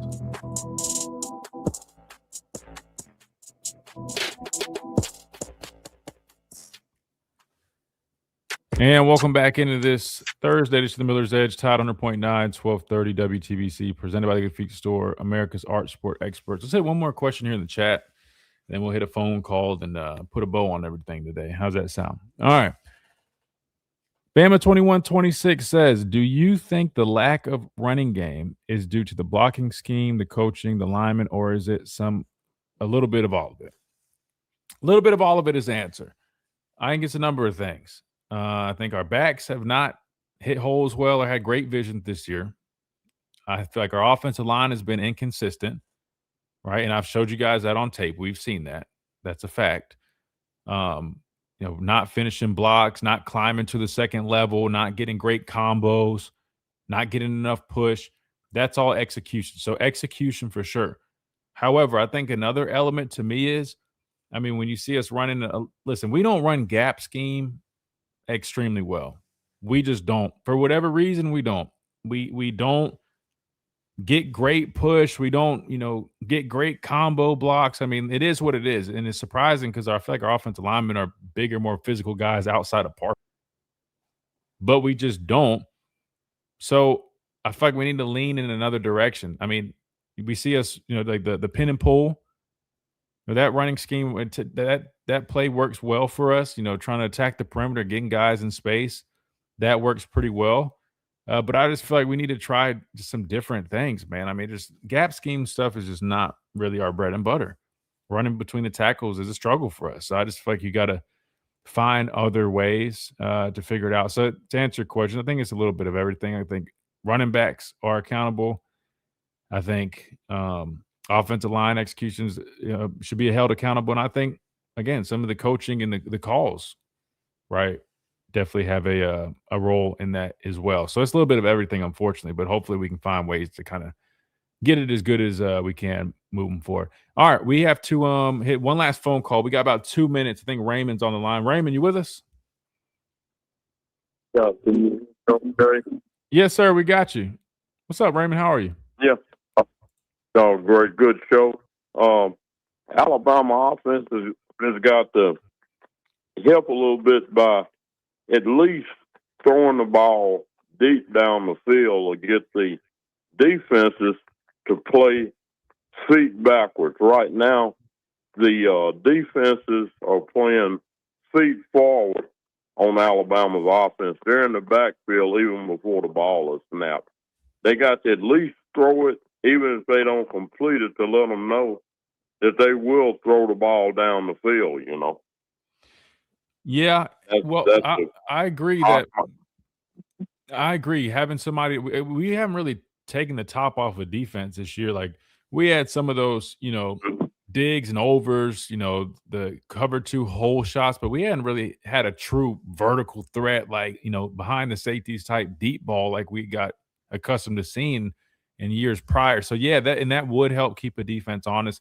But I will give you a little pushback, Raymond, only because in terms of pass pro, to be fair, I mean, the pass pro has been better this year. Ty's had a little bit more time to throw than quarterbacks like Milroe and others had in the past. So, I mean, I feel like he does face some pressure at times, but there are a lot of other times that he does have relatively clean pockets to work with.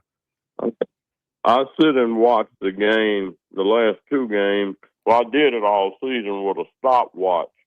You can't take 5 seconds to get the ball out. You're going to get sacked. Right. But you got to throw at least a few what they call sluggo routes. Sure. Slacks and go deep downfield to let the defense know, hey, we will throw this ball down the field on you. And then they wouldn't be sitting up in the backfield at 2 seconds, but they're playing feet forward defense against Alabama. But you're right. I appreciate you taking my call. Absolutely, man. No, and great talking point, Raymond. Good to hear from you. I hate we only had a couple minutes, but, man, I appreciate you calling in, man. Good deal. Yeah, I was trying to rush to get off so I wouldn't tie the other calls up, but thank you. Very respectful of you, Raymond, man. That's why we appreciate you, brother, man. Absolutely. You're welcome anytime. Hey, I'll say this before we get out of here. We got these numbers pulled up, and this is what's interesting. You look at the comparisons. This season, we're averaging 31.2 points per game versus 33.8 last season. Total yards is down by about 20 or so yards per game this season. And then rushing yards is down by what? Like 57, I think, yards on average, right? From 173 to 116, something like that. Yards per carry, 4.6 to 3.6. And we know, yes, having Jalen Milroe as your quarterback with his athletic ability, you're going to have a lot more rushing yards. It makes sense. But just kind of interesting to look at that because, again, now you got a quarterback that allegedly fits the system better receivers, and better play from your offensive line, and still struggling. So just an interesting conversation. And we've had plenty of those today. Big thanks to everybody, Chase and Reed and you guys behind the glass. Thank you guys so much. Thank you guys for all our listeners on Tide 100.9 via the app, on our YouTube stream. It was blowing up today, man. Appreciate all you guys, all our new listeners, and everybody that continuously supports us right here on the Miller's Edge, Tide 100.9, 1230 WTBC. Look forward to doing it again tomorrow right here on Tide 100.9, 1230 WTBC.